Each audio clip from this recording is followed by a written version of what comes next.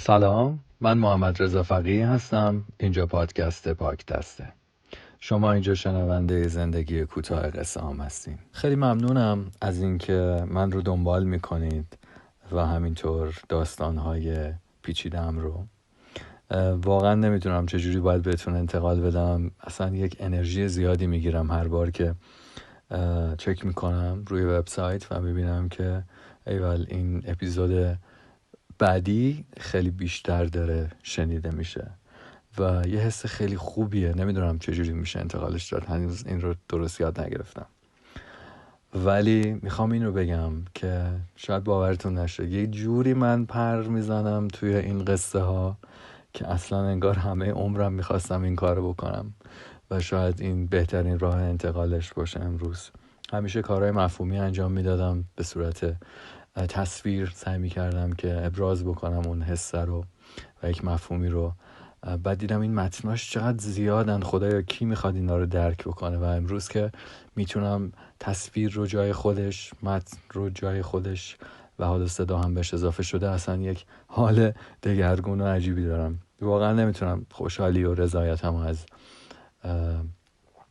لذت این ساعت و اکنونم در جریان این کار و روند و مسیر و تجربه تک تک فراز و نشیباش به شما انتقال بدم. فقط میتونم متشکر باشم از شما برای اینکه توی این مسیر دستاتون رو به دست احساس من دادین و دارین قدم به قدم با هر اپیزود با من پیش میایین و شاهد ماجراهای پیچیده، معمایی و رازآلود تک تک این قصه ها میشین.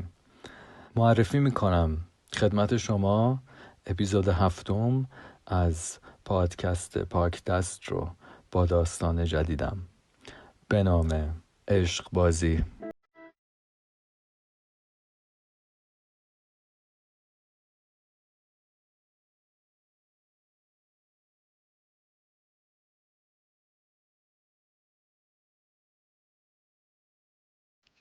همه جا بخار کرده بود، ولی من تازه داشتم نفس میکشیدم.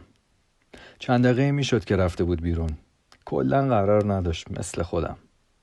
انگار آب داغ و بخار بیشتر کلافش میکرد. در حموم باز کرد.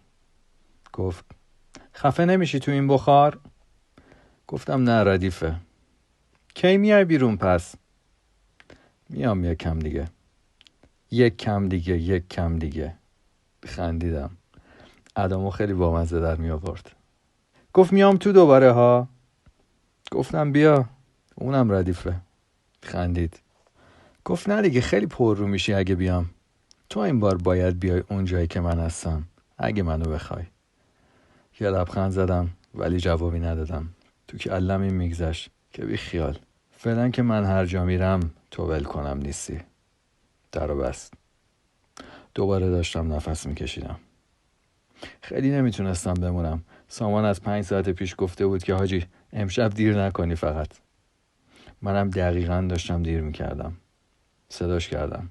گفتم حوله رو میدی؟ گفت نه، بیا خودت بردار تا دفعه بعد یادت باشه با خودت ببریش. لعنتی میخواست حرصمو در بیاره. همونطوری پریدم بیرون و رفتم تو اتاق.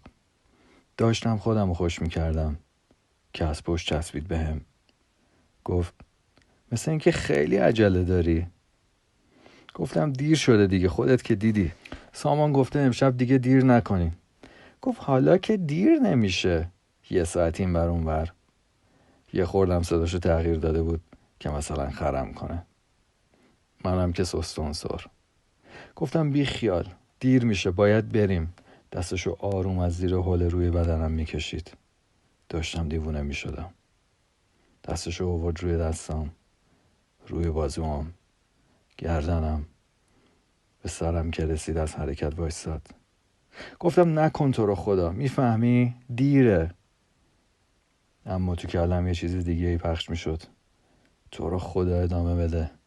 آره، دستات نمیخوام از حرکت بیفته. گفت وحشی. خب بابا حالا چی میپوشی؟ گفتم هیچی، همون مشکی دیگه. از اتاق رفت بیرون. نرو. با هر بار رفتنش نگران برگشتش بودم. نکنه دیگه نیاد. ولش کن این فکر رو، دیوونه. کجا میخواد بره؟ مگه میشه دیگه برنگرده؟ رفتم سر کمد لباسم، پیرهنمو پوشیدم. از اون ور داد زد مشکی؟ یعنی همه چی مشکی؟ گفتم عاشقی یا انگار تازه با هم آشنا شدی. معلومه دیگه. میخندید. گفت پس منم مثل تو میپوشم. گفتم ردیفه، هر چی میخوای بپوش، فقط بدو. کفشمو برداشتم، همونجا کنار تخت نشستم و بندامو بستم. از اتاق اومدم بیرون.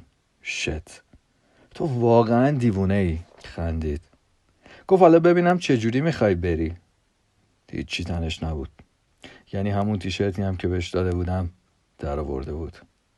با اینکه میلیون ها بار طعم تنش، همه وجودش رو تو هر حالتی تجربه کرده بودم، اما با دیدن این صحنه فقط خشکم میزد. انگار اولین بار اینطوری دارم میبینمش. غریبه. انگار تا حالا باهاش نخوابیدم. گفت برو دیگه، منتظر چی پس؟ گفتم واقعا مریضی. منم از تو مریض‌تر. رفتم سمتش. بند کفشم آروم باز کرد. دگمه پیرهنمو دونه دونه داشت باز میکرد. منم فقط به حرکت دستاش روی لباسم نگاه میکردم. خب دیگه آماده بودم. دستم آروم گرفت. از روی مبل بلند شد. منو نشوند روی صندلیش. انگار تو اون لحظه نمیخواست به هیچ چیز دیگه ای به غیر از خودش فکر کنم. منم که رام مثل یه برده تو دستاش. یه دستم آروم گذاشت روی موسش، اون یکی دستم روی کیبوردش بود. موبایلم داشت زنگ میخورد. دستشو گذاشت زیر چونم، سرمو برگردون سمت صورتش. حالا دیگه فقط چشمام مانیتورشو میدید و گوشم هم فقط میخواست به صدای اون گوش بده. نه به صدای زنگ موبایل و نه هیچ حواس پرتی دیگه ای. چه عشق‌بازی عجیبی. کاش هیچ وقت ارضا نشم.